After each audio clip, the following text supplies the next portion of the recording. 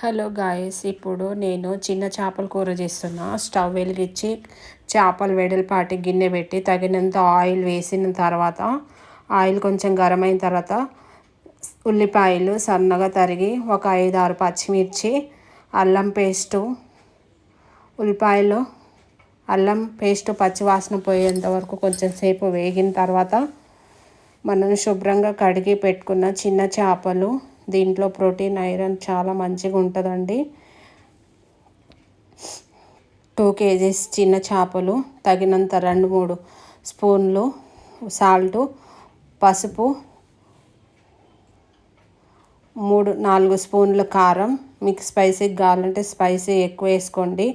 అయినా చేపల కూరలో స్పైసీగానే ఉండాలి. తగినంత చింతపండు రసం వేసి, గుజ్జును కూడా వేసి తగినన్ని నీళ్లు పోసి మూత పెట్టేసేయాలి. స్టవ్ హై ఫ్లేమ్లో పెట్టేసి మంచిగా బాగా చేపల పులుసు మరుగుతున్నప్పుడు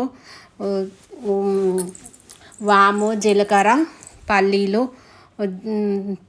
మెంతులు పొడి చేసుకొని పెట్టుకున్నాం, అది కూడా వేసేసిన తర్వాత ఫ్రెష్ కొత్తిమీర కడిగి వేసేసేయాలి. వేసేసిన తర్వాత రసం చిక్కబడేంత వరకు ఉడికించుకోవాలి. చేపల పులుసు ఉడికించుకున్నాక ఇలా వంట రాని వాళ్ళు కూడా ఈ పద్ధతిలో చేసి చూడండి.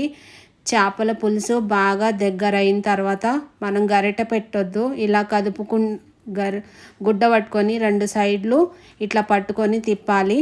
రసం చిక్కగా అయిన తర్వాత అయ్యేంత వరకు ఉడికించుకొని, ఉప్పు తక్కువ ఉంటే అడ్జస్ట్ చేసుకోవాలి. ఉప్పు వేసి ఈ చల్లగా అయిన తర్వాత తినండి. ఇలా టేస్టీగా చాలా టేస్టీ ఉంటుంది.